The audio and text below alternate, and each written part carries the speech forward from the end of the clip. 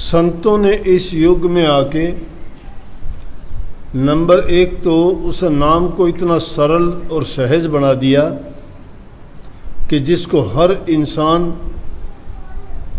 अपने घर गृहस्थी के सब काम करते हुए मालिक की भक्ति कर सकता है। और उसमें जो नियम बताए वो नियम कठोर से कठोर हैं, देखने में सरल लगते हैं। देखने में सरल क्यों लगते हैं? जैसे नाम की दीक्षा देने से पहले हम कहते हैं झूठ नहीं बोलना, लेकिन झूठ नहीं छोड़ सकते।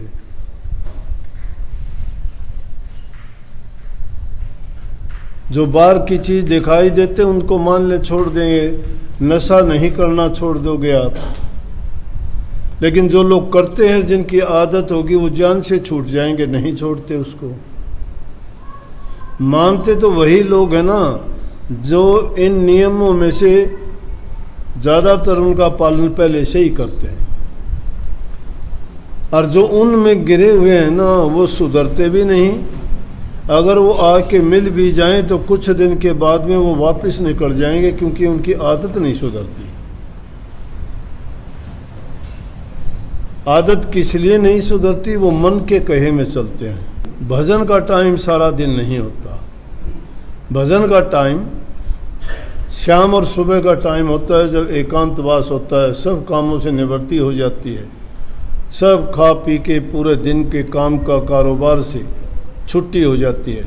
सुबह के टाइम में अभी कोई काम शुरू ही नहीं किया है।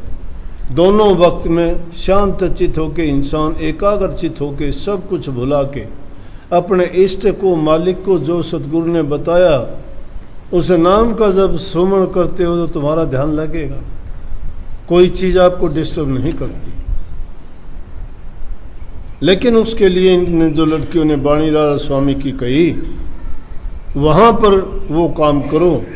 ये मन जो शैतानी करता है ये नहीं टिकने देता आपको, और ये मनमति के रास्ते पे चलाता है।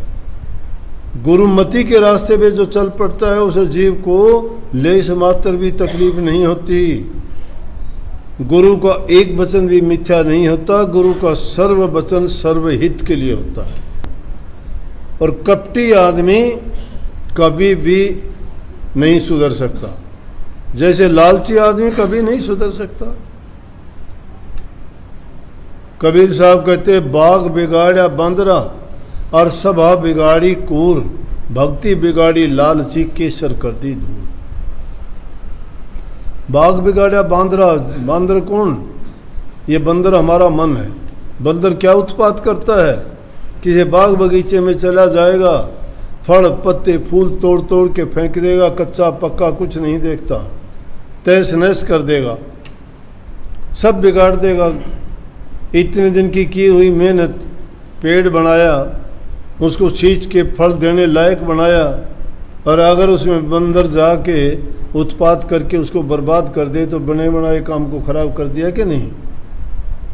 तो कहते बाग बिगाड़ा बांदरा, जिस प्रकार से बंदर बाग को बिगाड़ देता है,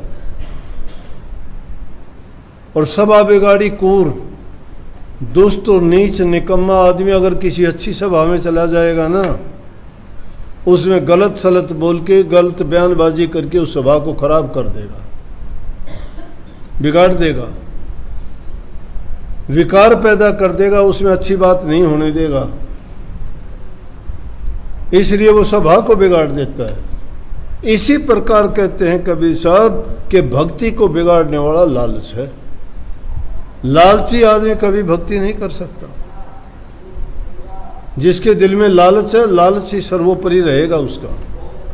वो कोई काम करेगा तो भी उस लालच की प्रधानता रहेगी, उसका फोकस लालच पे रहेगा, चाहे वो काम करता रहो कुछ भी, लालच उसका पूरा हो।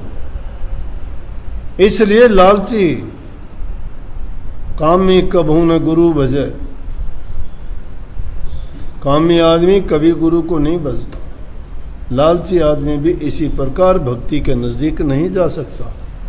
उसे भक्ति के लिए, इंद्रियों के स्वाद के लिए नहीं भागे फिरते। जब कुछ देखा मीठा चरचरा खाने को मन करता है, खा लिया नाप सला। आदत डाल ली। सत्संगी को अपने खाने पीने पे, अपने रहन सहन पे, अपने मन की चाहत पे, सब चीज़ों पर नज़र रखनी चाहिए कि आज तेरा मन ये खाने को कहता है, कल को और कुछ कहेगा, कल को और कुछ। इसलिए मन जो कहता हो ना करो, मनमति खत्म हो जाएगी। और न ही किसी प्रकार की आशा रखनी।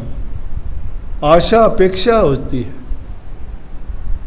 भ्रांतियां पैदा कर देती है। जिसकी भ्रांति पैदा हो जाती है, शांति कभी नहीं आती उस इंसान को। भ्रांति से ही भय बनता है, भक्ति निडर बनाती है आदमी को। भूल जाता है इंसान।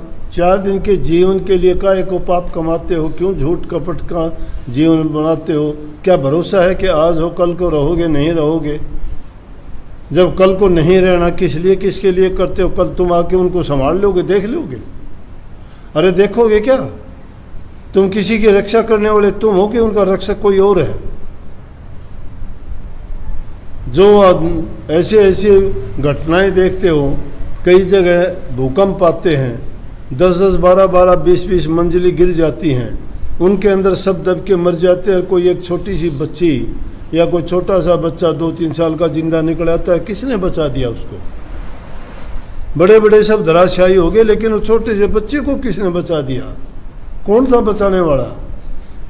और वो भी बिना खाने पीने के 2-3 दिन तक, जब तक निकाला उसमें क्या खाता पीता रहा? जो वो ऐसे ऐसे जीवों की खुद रक्षा करने वाला है, तो इंसान की खुद की मति मारी गई। इसको यकीन नहीं है क्या उस पर? सदियों के बेड़े बांधते हो, ये करूँगा वो करूँगा, कितना कब करोगे? और तुम्हारे जाने के बाद कौन करेगा?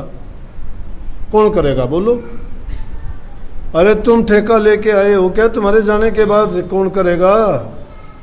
तुमने जो किया वही तुम्हारा नहीं रहेगा, वो ही छोड़ के भागोगे यहाँ से, छीन लिया जाएगा तुमसे। फिर काहे को पाप कमाना, काहे को झूठ कपट करनी, क्यों बेईमानियां करनी, क्यों अपने खोटे कर्म करके अपने कर्म का भार बढ़ाना? नहीं मानते लोग। और जिनको भक्ति करनी है उसको अपने खाने पीने पे, सोने जागने पे, उठने बैठने पे मर्यादाओं का पालन करना पड़ता है। इसलिए टाइम निकाल के सच्चाई के साथ उस नाम का सुमरण किया करो। अपने जीवन को अच्छा और सच्चा बनाओ। दूसरे की चीज पर अपनी नीयत ना डिगाओ। तुम्हारे पास है उसी में संतोष करो। इन भ्रांतियों में पड़ के अपनी शांति को ना खो। सबके साथ अच्छा बर्ताव करो, मीठा बोलो, नेक कर्म करो, माँ बाप की सेवा करो, ज़रूरतमंद की सहायता जो कर सकते हो वो करो। तुम देखोगे ऐसा करने के बाद में तुम्हें जो आनंद मिलेगा वो आनंद किसी चीज़ में नहीं है।